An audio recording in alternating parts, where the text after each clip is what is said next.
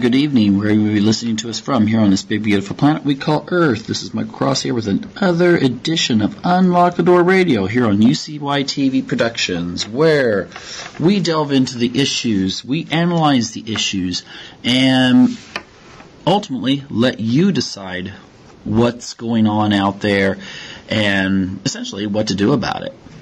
Anyway, what I would like to deal with tonight has to do with the idea of, well, I'm not going to say the possibility of a civil war in the United States, although maybe, but at least what I'd like to do is deal with the evolving fracture that's taking place in American society and what that means for us. Now, before I begin, I'd just like to do a little plug here because my new sci-fi book, The Destiny of Our Past, has as its one of the plots, part of the plot's foundation, is that it is set in the era of Noah, in which the elite have decided that they want to get rid of the regular people that live there. And so it's somewhat of a conspiracy plot. And so if you're into sci-fi that challenges the idea that dystopian has to be set in a poor and backward society, then please check it out on Amazon. That's Destiny of Our Past. Anyway, speaking of two societies, you know, the shooting that took place in Vegas, I think most people see this as a horrendous tragedy. They see it as something that is a senseless loss of life, a sacrifice of so much potential for nothing. But, you know, I think there's some people that see things that happen like this as a kind of a picture of, you know, when people make the wrong choices, when someone goes evil, when someone disregards human life and takes it into their own hands for one reason or another to take it.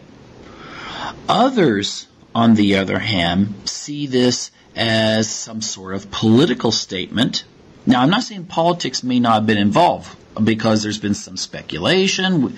Who knows whether it's true or not? We'll have to just wait and see as things come out, and I hope they do come out. I hope they're not just kept hidden. That maybe the people there were targeted because of their political beliefs or perceived political beliefs. The idea that most people that listen to country music are white. Most people who listen to country music tend to be more conservative. So therefore, perhaps, you know, most of the people who died had voted for Trump. And, you know, there was a congressman. There was an attempted assassination against him. I think some others were killed, but I don't remember completely. But it was a politically motivated attack on a Republican congressman. And so I don't think it's too far out of the realm of possibilities. Although, again, maybe you're listening to this on YouTube 3-4 months from now, and things have come out that discount this. But nevertheless, this other side, you know, you hear people say, well, we can't politicize this. And one famous Democrat came out and she said that we shouldn't politicize this, but now we should use this to promote gun control. Okay, I don't know if they actually noticed what they did. They're politicizing when, you know, within the same breath when they said, let's not politicize it. And I think it could be that a lot of people that kind of come from this maybe sociological way of looking at life, in which society is to blame. Society's infrastructure and framework and so forth is to blame for crime and evil and so forth, rather than looking upon it from more of a conservative standpoint. Maybe someone like, as opposed to maybe Karl Marx, someone like John Locke, who would have seen that people do make choices, and that most people are good, but ultimately you're going to have some people that will go astray. Nevertheless, this still illustrates the divide that's taking place in our country. And it was happening before Donald Trump ever announced he was going to run for president. It was taking place. And it's only growing wider and wider and wider. In fact, I think there will come a time in the very near future where you will no longer be able to have middle ground in the United States. You're going to either be like a traditionalist, a conservative, or whatever, or you're going to be a liberal. And I don't mean liberal in the sense of back in the old days, like Jimmy Carter type liberal, or Walter Mondale, or these traditional liberals. I mean, it's going to be more, to the left of them. People that if you were to say something, give them the political platforms of a Jimmy Carter or a Walter Mondale, would say that they're actually quite conservative. So it's going to fracture to the extremes. And I don't see any way of really stopping that, because already we have a situation, and maybe social media has something to do with it. I definitely think mainstream corporate media has a lot to do with it, in which everything is framed in an extreme manner. Now that gets viewership up. Much of our mainstream media now employs techniques that tabloids used to use. that shocking headline that draws you in. And, that's to get clickbait up, because they know the more people that click on their stories, the more traffic they have, the more they can demand from their advertisers. Subscriptions don't really mean that much anymore, in the age of the internet. But nevertheless, we have a situation in which we're seeing an echo chamber on both sides, for that matter. The conservatives, they have, they make their statements. Maybe you have some people that might be like, well, I'm not too sure about that. But the longer you stay within your circle of friends on Facebook, your Twitter followers, and the people you follow, and these kinds of social media platforms, the more likely you will start gravitating to a more, let's just say, harder conservatism. And the same is absolutely true of liberals. And when you have that, then it starts turning into an us versus them mentality. No longer can you really say, okay, well, I'm conservative on this issue, but I'm liberal on this issue, and I'm kind of moderate on this issue. No, that's disappearing. You're going to have to be conservative completely. It'll be like a litmus test just to stay within your group. And the media that you listen to, which is often alternative media, will, to keep you, have to continue reinforcing that. And the same is true for the left.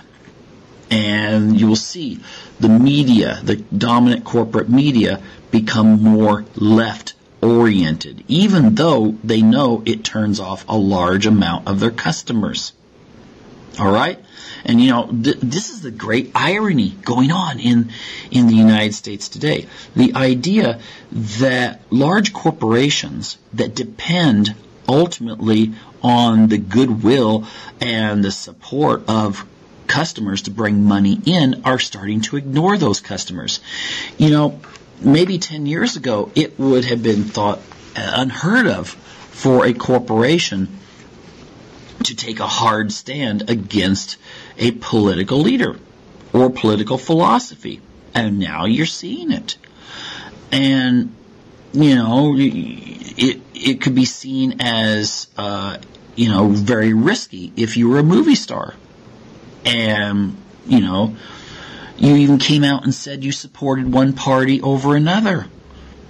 Or even went to a fundraiser, usually only the really, really successful movie stars, at least on the right, would go and be seen at, for instance, a Republican Party function.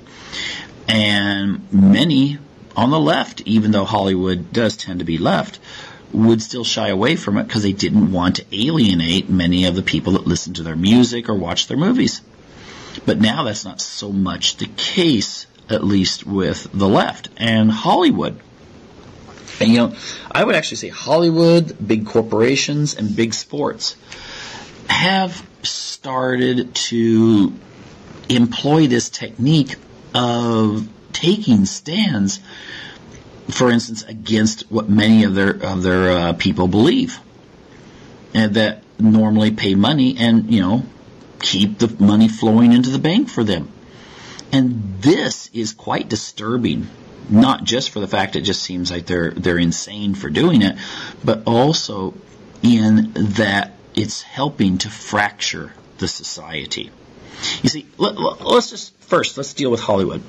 Back in the 1950s, even if it didn't matter. You could be a conservative director or producer, or a liberal producer or director, and usually you just kind of knew that your movie, it could be somewhat provocative, but it still had to stay within a certain framework of the society that you were selling to. And of course, even though movies were made for mostly domestic consumption, even though there were exports, obviously, you made them very American. And it's still that way to a degree when it comes to, aliens always get defeated by the United States and so forth. But now those kind of Americana values, for instance, religion, they are now kind of phased out of movie plots. Because if you have religion, let's say you make it very strongly towards, Catholics, for instance. There was a lot of movies of the 50s that, the person who was sort of the spokesperson for Christianity would be a Catholic priest. But now, with a worldwide audience, that might not go over so well in areas that are not Christian, or might even be very hostile to Christianity. So what do? You just ignore it. You erase it. So most of our TV shows and movies only occasionally make a reference to religion. Most of the time they totally ignore it.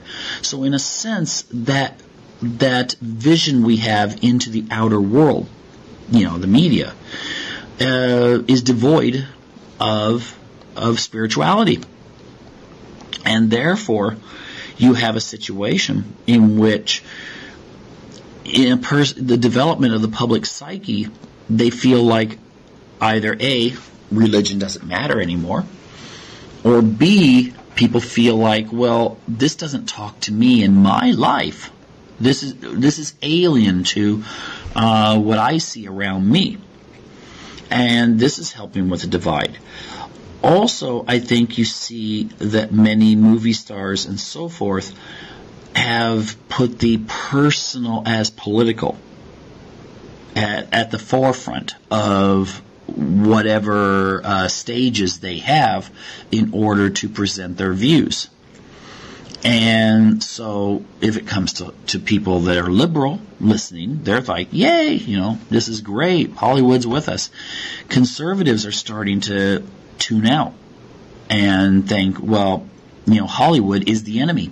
And I'm going to come back to that concept of friend and enemy here in just a minute. But if you start feeling this alienation from your mainstream media entertainment, then this is where the culture somewhat fragments. And, think about this. If you think back to the 1970s, I was just a little kid. But I still remember that most of the time you only had like 3 networks that you could choose from. And, you go to school and everyone would be talking about the movie that was playing the day before. They'd set up with their parents, everyone gathered around in the living room and watch the same movie, because often you only had one TV set. And so there was this kind of sense of, oh, we're talking about this, or, did you see that, and so forth. That's not the case anymore. Okay, now we have hundreds of channels. People are veering away from television. They're usually watching stuff that they're streaming, or they're watching on some sort of pay-per-view situation on the internet. And so in families, no one, hardly ever gets together in front of the TV set and watches the same program. Much less, as I was always told by psychology professors in college, that when the family gets together watching TV, that the responsible thing to do would be to ask, well, what's the message here? Now, as soon as the kid's old enough to pick up the computer and use it, no one's teaching them how to use it effectively and in an analytical manner, to where they really understand what's going on. And it doesn't come with a user's manual, okay, in that respect. And so here we're seeing that media that used to pull people together, for better or for worse, no longer does.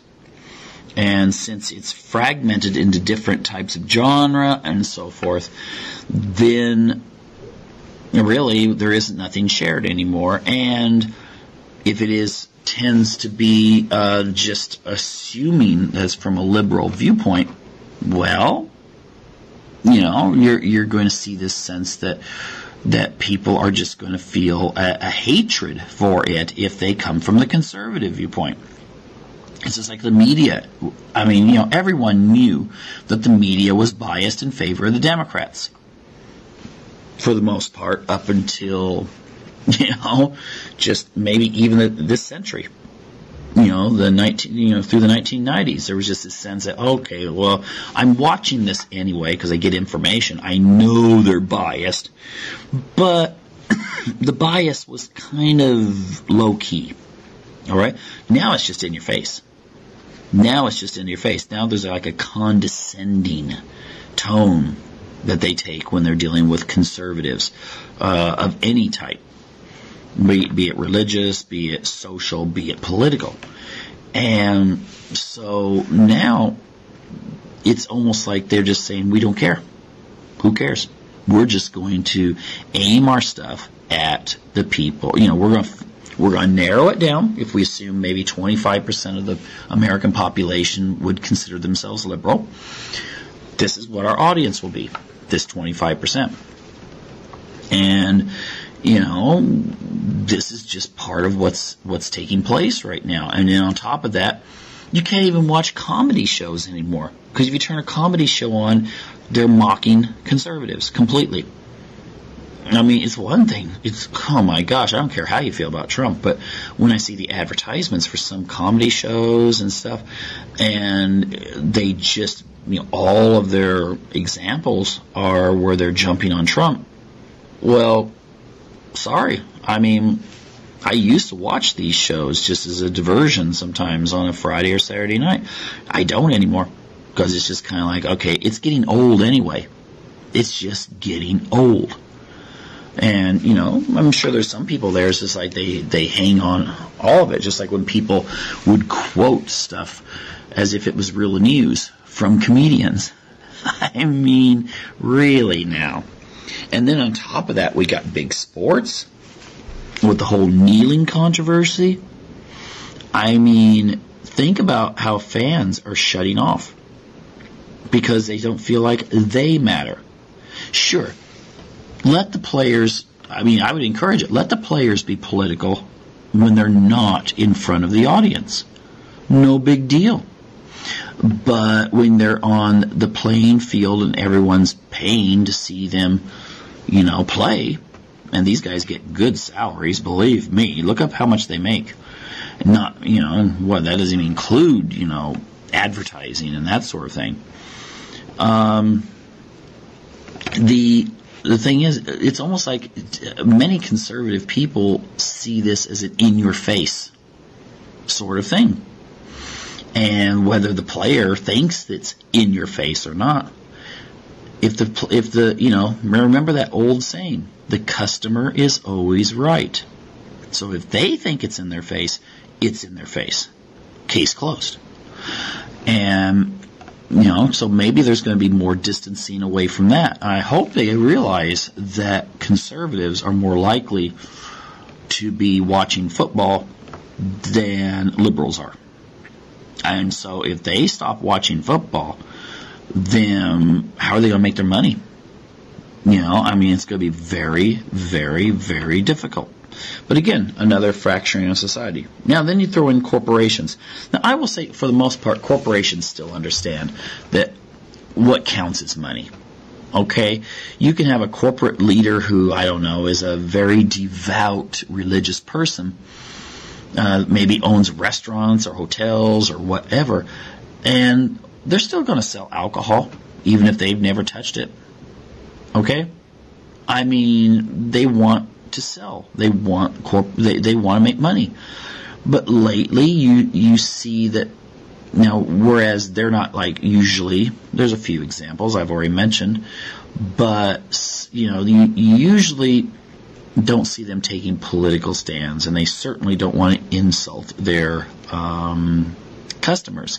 However, there seems to be a sense amongst especially the working class in America that is growing more and more every day that neither the Democrats or Republicans or the corporations that own them, corporations own them, both, for the most part. Believe me, a big giant corporation, they call up a congressman and say, hey, let's do lunch. If that congressman was planning on attending their child's birthday party, they'll make time to, if this is a big enough corporation, to do lunch first.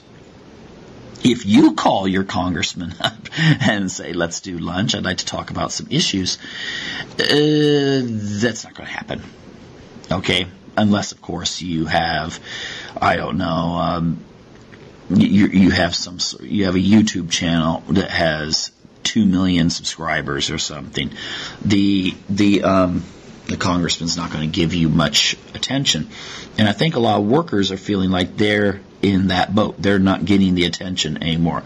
When globalization is spoken of, they have come to the conclusion that globalization means, we take our jobs from Illinois or Ohio or Wisconsin and we send them to Vietnam, Indonesia, or Malaysia. Okay, that's the message they're getting. They don't feel like the corporations are there for them anymore. Now, so you don't have, and also government. The little guy doesn't feel, this is why maybe populism's really grown. The little guy, a little gal, they don't feel that government cares about them anymore. Okay, the government really doesn't care. They're not important. Except on election day, and then they're only important in a sense of getting, persuading or manipulating a majority to elect you if you're a congressman or a senator. Now, so we've got Hollywood, we've got big sports, we've got big corporations, and then ultimately big government that the people feel alienated from. Okay? This is why I think, to a large degree, Bernie did quite well, and then Trump did quite well in last year's election. There wasn't anyone more establishment than Hillary Clinton. She should have won, according to traditional models. But traditional models are going out the door now because of what's taking place now within the society. Now, why do I think that maybe we could wind up in a situation where we have something, at least a cultural civil war? Actually, we already have that. Seriously, we do. We are already in a cultural civil war. The only thing you have to do is turn on your social media if you happen to have people of a variety of political persuasions on your social media. Watch the regular media. You'll see we are in a culture war. And I think what's happening is we are evolving into two societies. It's not just red state, blue state. It's not just city versus small community. It is two separate types of Americans. Okay? And And it could be the one that identifies more with the blue state urban people, the people who they buy their coffee at designer, trendy coffee shops. They often are, I'm talking about, stereotypes, but stereotypes usually do have some sort of basis, in fact, in regards to this.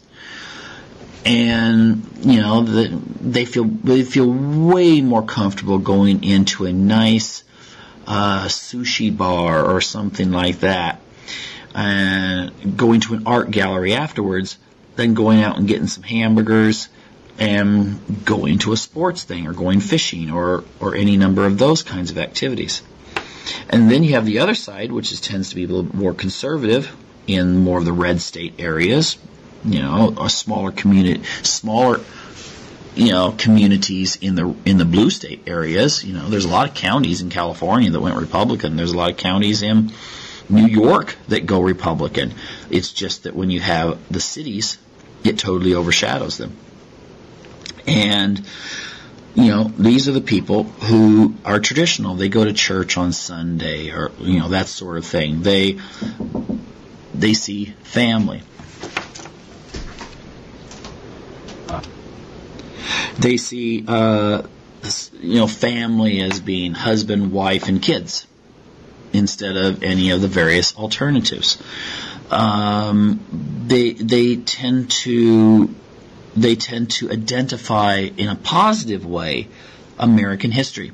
They may recognize problems that existed, but they also see that on a scale of things, the benefits of America itself far outweigh things that were wrong in history. Whereas the other side tends to emphasize the things that went wrong in history, the bad stuff, versus the good.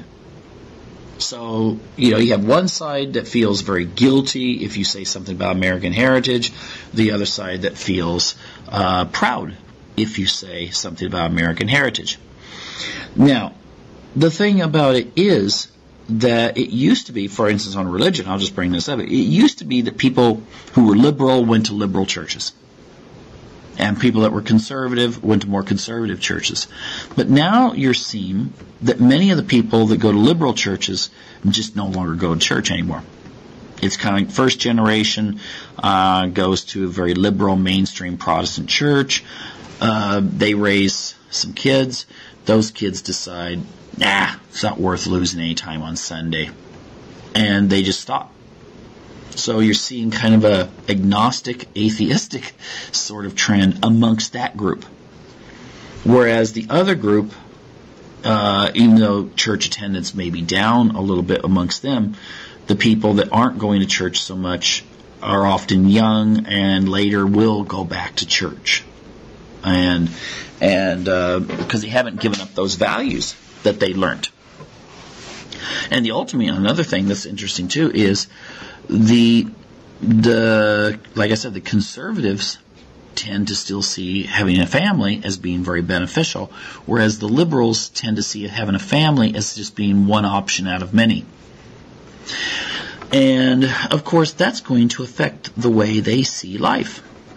They're going to see policies towards children differently.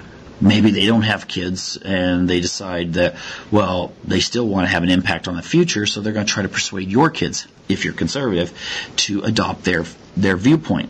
And even though they may not have kids of their own, or maybe they have one when they reach 40 or something like that, they're going to be really promoting an idea of a liberal education and so forth. They see education as a means to socialize people into a desired paradigm, versus the conservatives who see education as a way to teach people the information and skills they need to go out and be good citizens and get a job and that sort of thing. That's a very important difference there. Okay? That's an extremely important difference. Education, again, to the liberal, the most important function is socialization. To the conservative, they're worried about, reading, writing, math, science, that sort of thing. So there you're seeing a fracture, and the conservatives are going to raise their kids conservatives. The liberals, the ones that do have kids, are going to raise them liberal. And when you're starting to see media becoming more either, especially like alternative media or talk radio or something like that, becoming more conservative in order to compete with people who are their competitors, then that's going to pull this group of people more and more that direction. Liberals, it's going to be the same way. They compete with each other as well. And so if they get a little bit more radical, they're going to get a loyal fan base. Whereas someone who tries to stay kind of traditional or in the middle will eventually just fade away. They won't be someone who will get the clicks onto their websites and bring in the advertising revenue. Now, what's going to happen here is this. If liberals feel like the society is for them, the society is their, they won, they have the control of the institutions such as most college campuses, the mainstream media, Hollywood, and so forth, they're going to become very strong status quo supporters. And they're, maybe in the 60s, it was the opposite. Conservatives were status quo supporters, but now you're going to wind up with liberals being we need to listen to what the government says. We need to make exceptions on free speech when it threatens the social well-being that has now been developed. Conservatives will be seen more as the enemy. They'll be the ones who are presented as freaks, as weird, as unconventional, and mocked. Okay? That's going to happen. And I present that like in my book, that Noah in the media is mocked.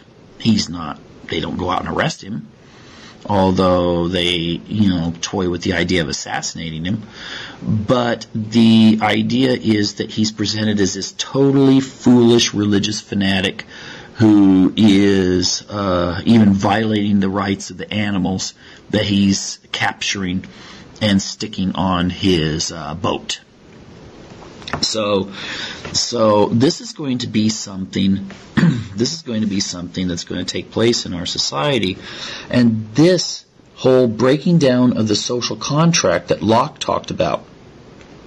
Okay, that the whole idea of we all come together and we sacrifice for each other, and sometimes we have to give up a little bit of our rights in order for the society to function.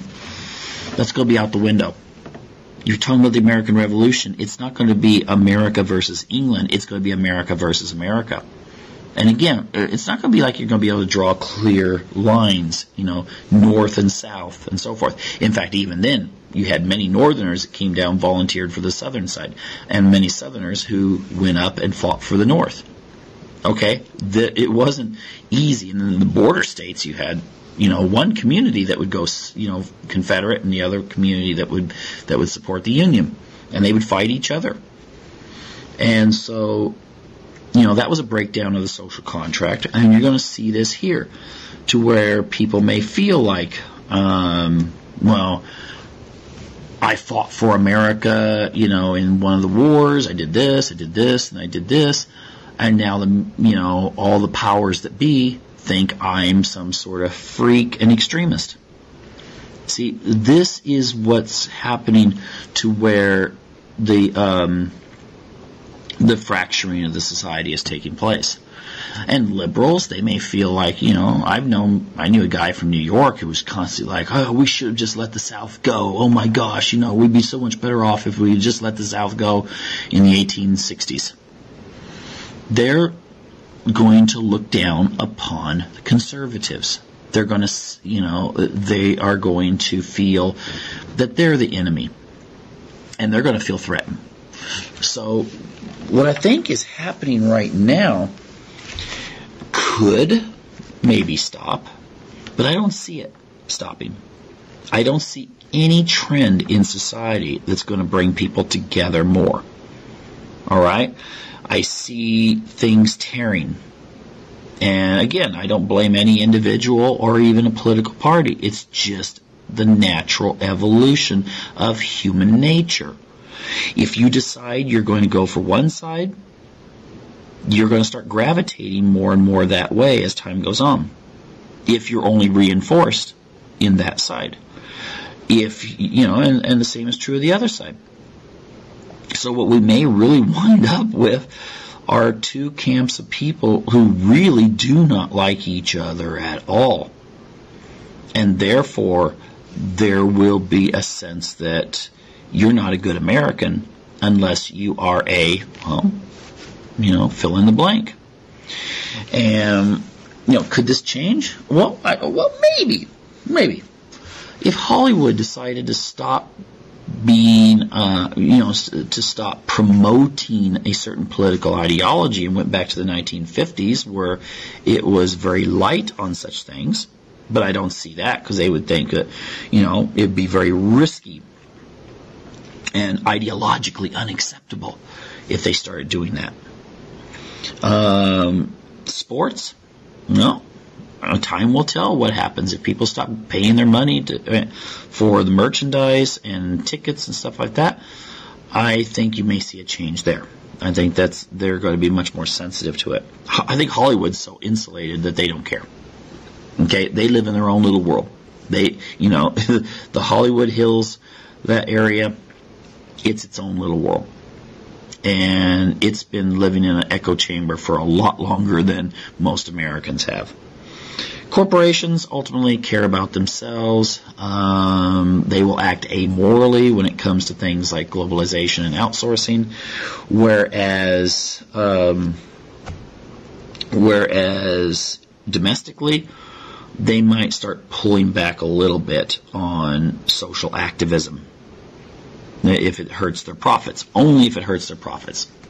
I have noticed that people on the left are far better organized when it comes to boycotting radio stations, TV stations, and so forth when they don't like a conservative who's on those shows versus conservatives, boycotting the other way.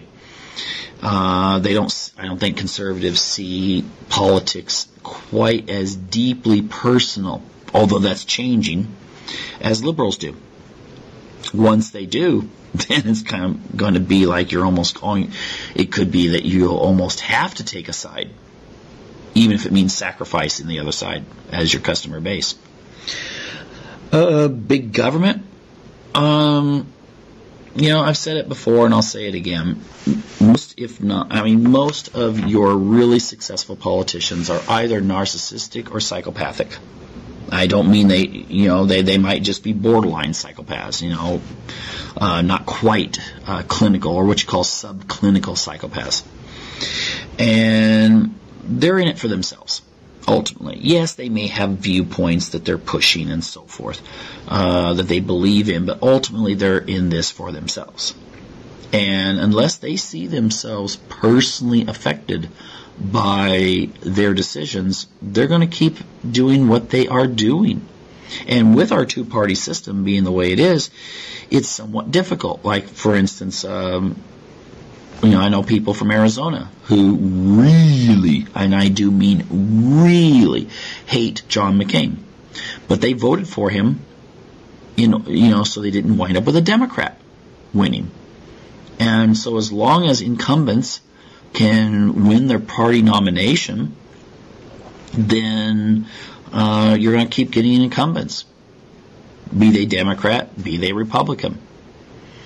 And so I don't see too much change within the government itself, especially when politicians are able to benefit so much from the lobbyist and the special interest if they go along with them.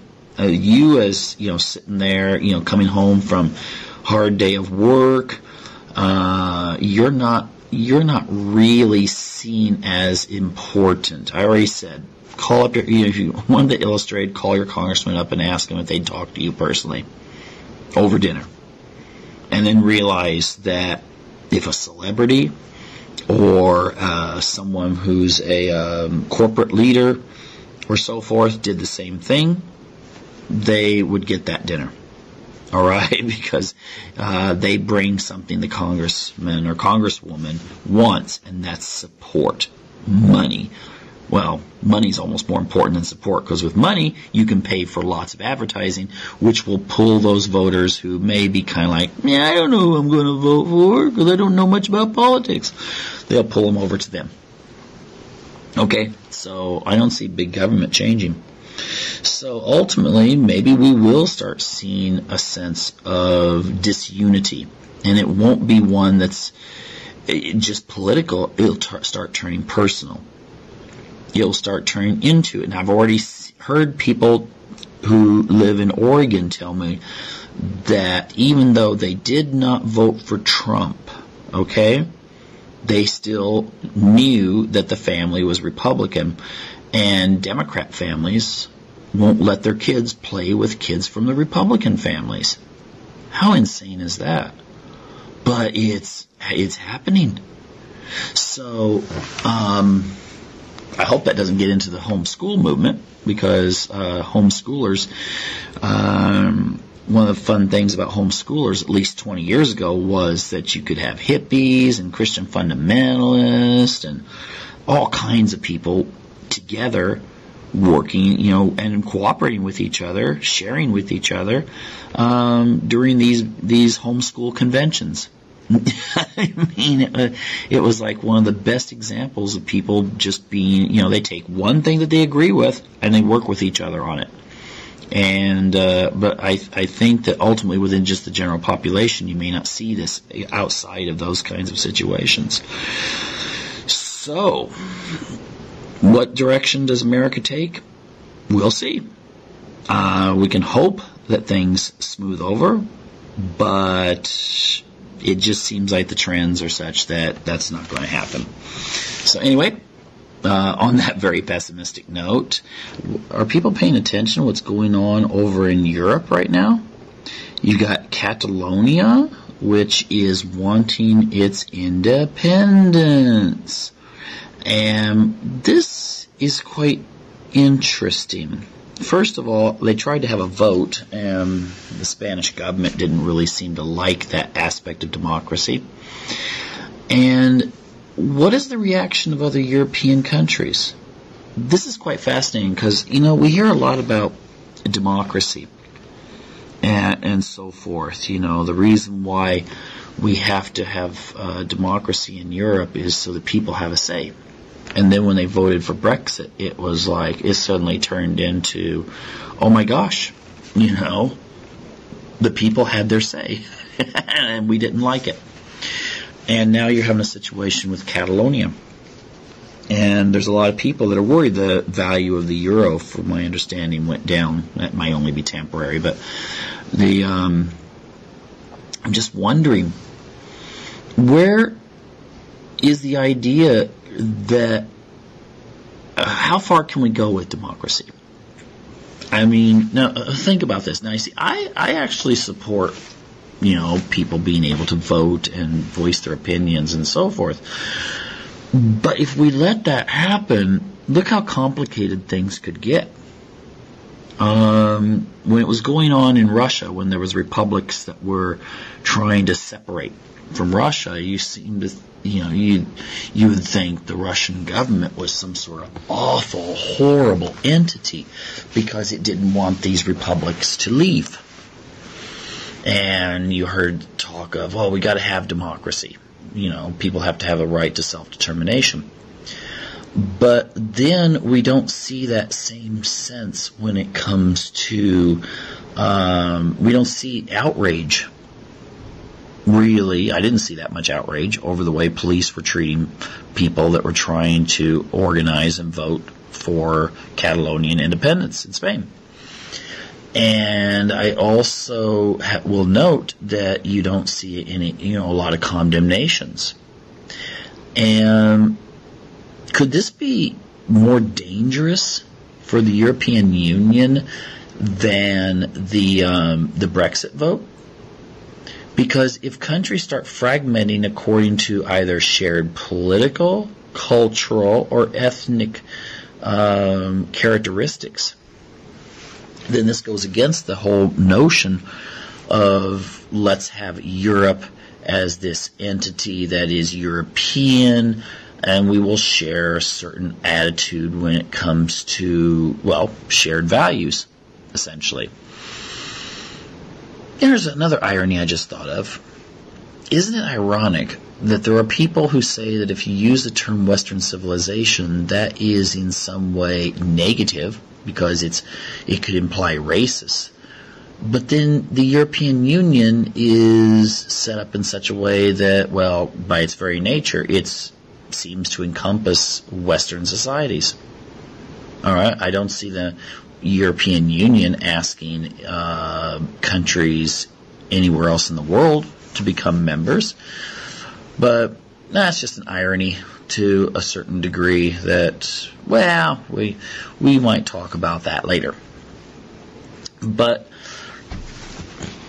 I think there's a notion that people have that the more advanced your economy is, the more you develop technology, the less borders will really matter.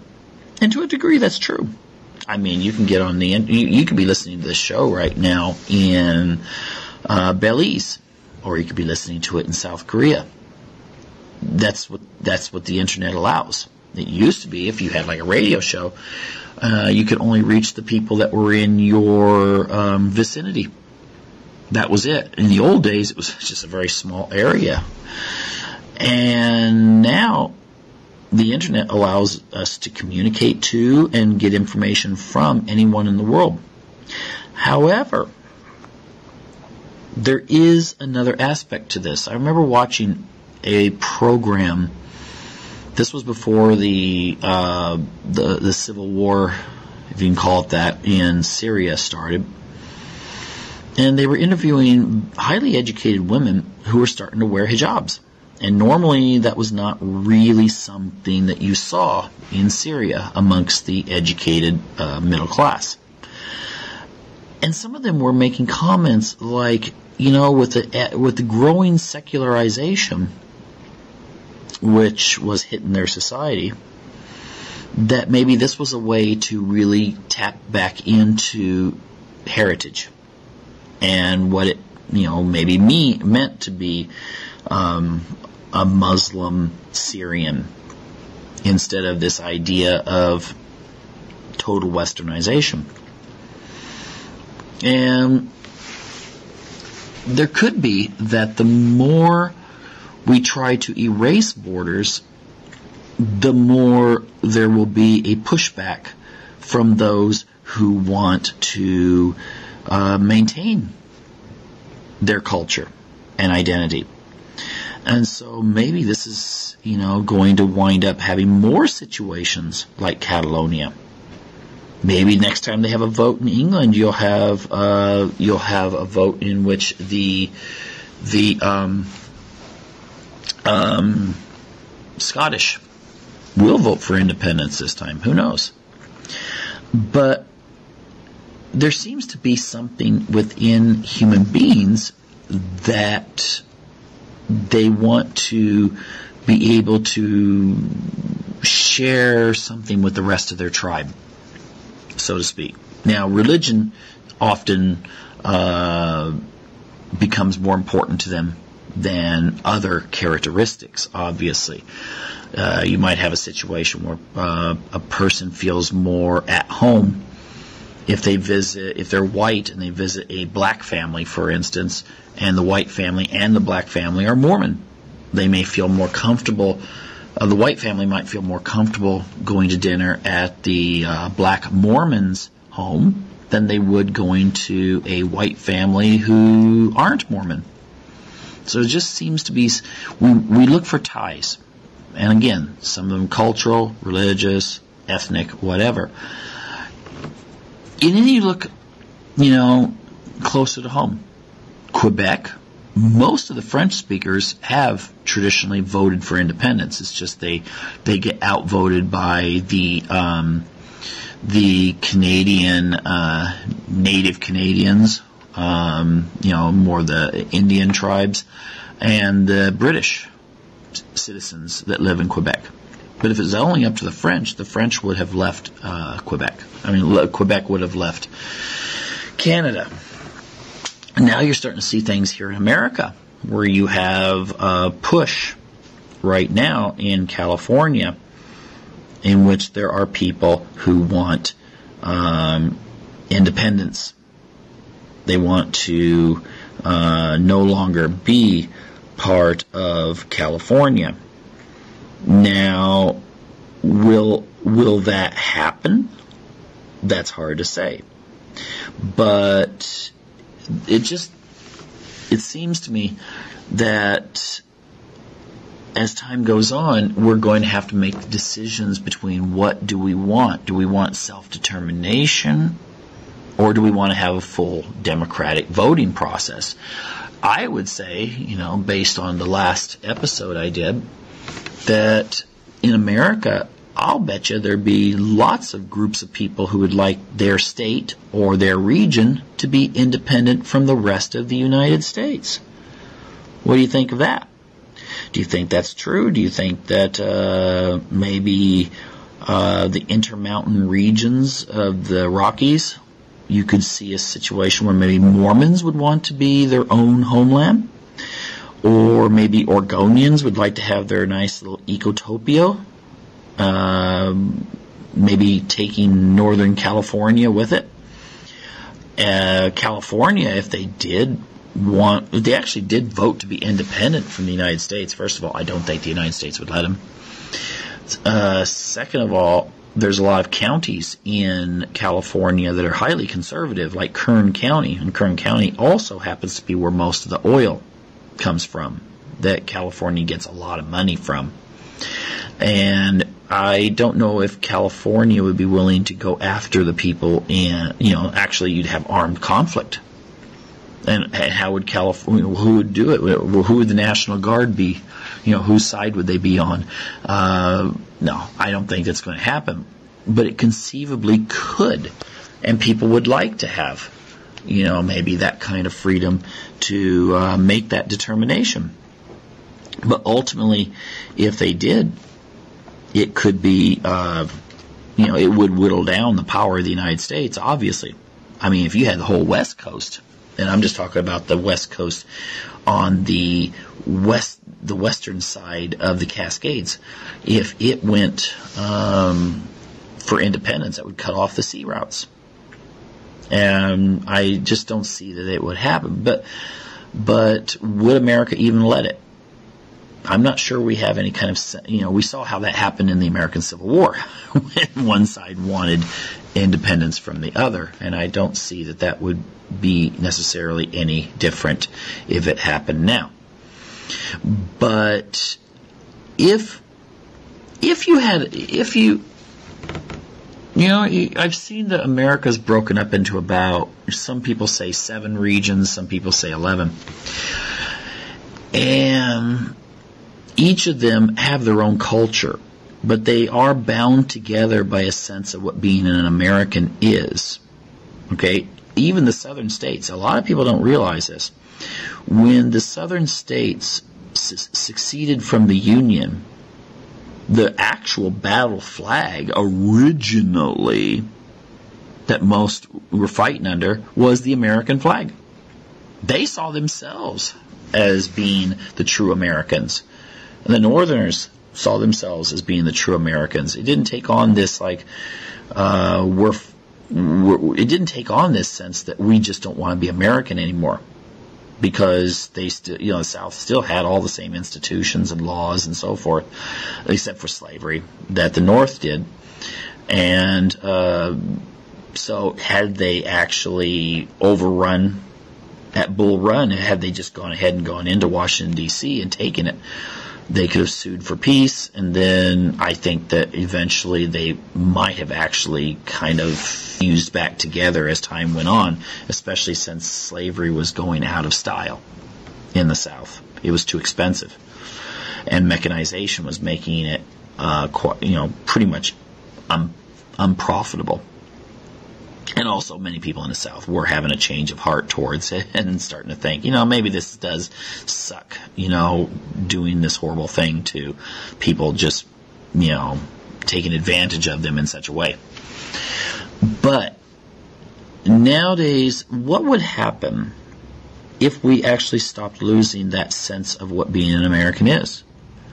Maybe it just turns into, I think sometimes more people towards the left think that what's important is a set of views on political issues, and that unites people as an entity.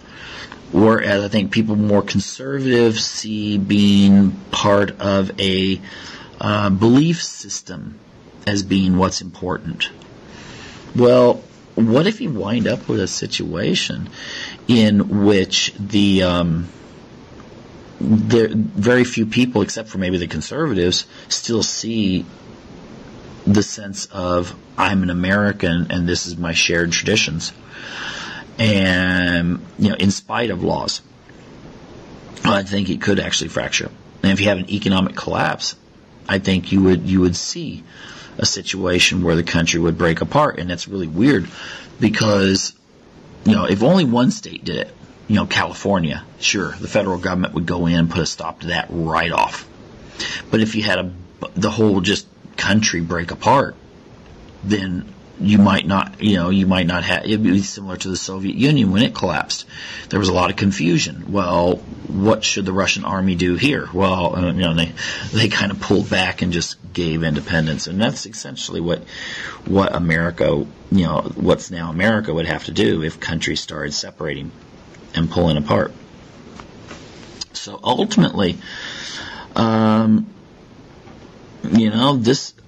would we have afterwards? Would we have democracy? Would we accept those kinds of decisions? This is something, right now we could either go more globalistic, form more global institutions, global government, along with that Star Trek sort of way of looking at life, where we are Earthlings instead of we are Russians or Americans or Botswanans or Namibians or whatever.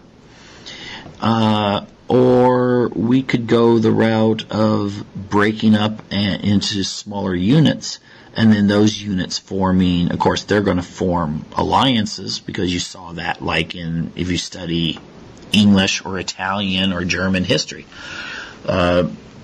Those countries just didn't exist as one big country originally. They were almost like city-states. No, to a large degree, they were city-states, and they would just, in order to make sure that one group, didn't fight another group, then you made alliances with other cities until eventually it wound up coming together as a country. So, ultimately, I think decentralization, you'd still have a sense of centralization, but it might be on maybe Catholic countries in Europe would unite. If the European Union collapsed, and you may even see countries start fragmenting. Now, could such a thing happen because of Catalonia? I rather doubt it. I think something big would have to happen beyond that, like some sort of massive war or economic collapse. But it's still good. And it's worth watching to see just how this kind of thing can formulate. Anyway, we're up to the top of the hour. Well, thanks for tuning in, and hope you'll be back next week for another edition of Unlock the Rural Radio here on UCI TV Productions. Take care now.